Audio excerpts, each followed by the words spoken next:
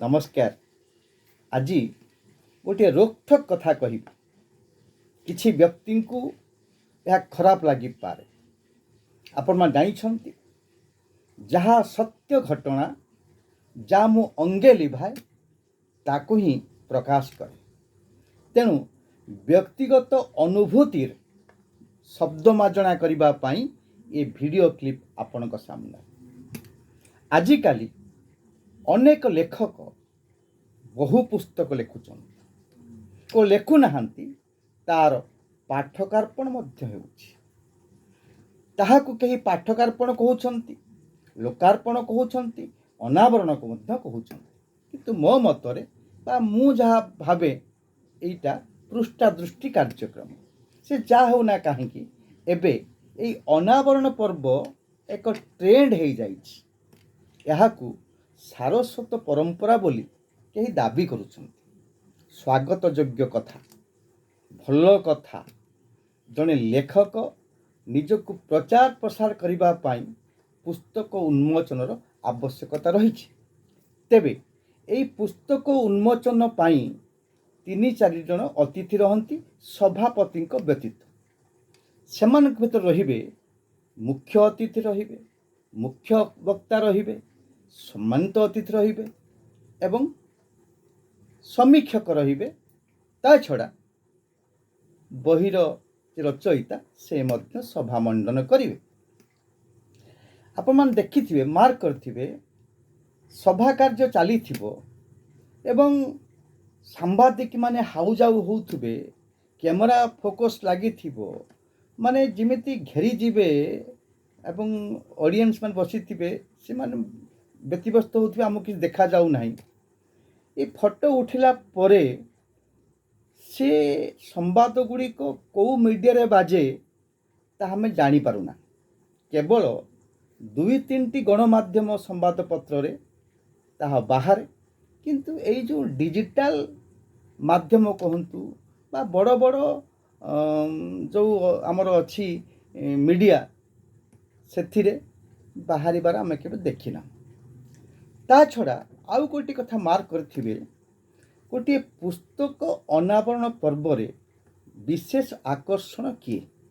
विशेष आकर्षण हेउछि समीक्षक। अर्थात से बहीटी को पढ़ी थिबो, तर्जुमा करिथिबो, अनुसरण करथिबो एवं तार समीक्षा करबा को जीवो। तेणु बहीटे कौन लेखा जाइछि, लेखक केउ दिग को टच करिछंती, लेखकर दर्शन कौन, तत्व कौन, ए संपर्क रे समीक्षक तार वक्तव्य रखे। किंतु प्रकारांतर देखा जाउछि जेते बेले संवादटी बाहरे सेते बेले समीक्षक को नजर अंदाज करा जाए, कोन ठेसा करा जाए। अर्थात मुख्य वक्ता, मुख्य अतिथि कौन कहिले प्रसंग विहीन कथा कहिथिबे, से पुस्तक सहित तांकर संपर्क किछ नथिबो, से 2-3टी कथा कहिबे, ताकू मीडिया वाला माने विराट आकार रचना करदेवे। किंतु लेखा हबो परक्षण रे समीक्षक बिचरा ताकू डस्टबिन रे पकेबे, लेखा थिबो अमुक समीक्षक भावे योगदान करथिले। किंतु एटा को मानसिकता? जने समीक्षक हेउछि से सभारे मुख्य आकर्षण। समीक्षक कौन कहूछि ताकू समस्ते लिखिबा कथा, देखिबा कथा।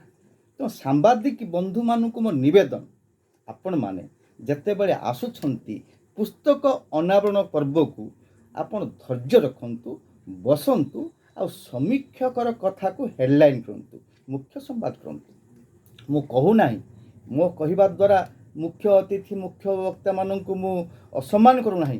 केवल एति कहिबी तांको कथा लेखंतु, किंतु प्रथमे मुख्य आसर रे मुख्य कथा, मुख्य प्रसंग समीक्षक कौन कहिले से कथा लेखंतु। नहले ये सांबादिकता कौन अर्थ अच्छी मु जाने ना।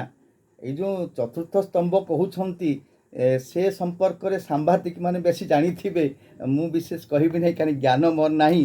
किंतु आउ थरे कहूछि, अनेक मीटिंग रे देखिबे मुख्य अतिथि जदि कि मंत्री बा विधायक हेथिबे, ए सांबादिक माने आयोजक माने गाड़ी रु से ओलिया बाकरू धाड़ी बांधिक आसुथिबे एवं ଫଟୋ ସେଠୁ କ୍ୟାମେରା ଫିଟ୍ ହେଇଥିବ, ଷ୍ଟେଜ୍ ପର୍ଯ୍ୟନ୍ତ ଆସିବେ, ଆଉ ବିଚରା ଅନ୍ୟ ଅତିଥିମାନେ ଆଉ ସମୀକ୍ଷକମାନେ କଣଠାସା ହେଇଥିବେ, କେହି ପଚାରିବେ ନାହିଁ।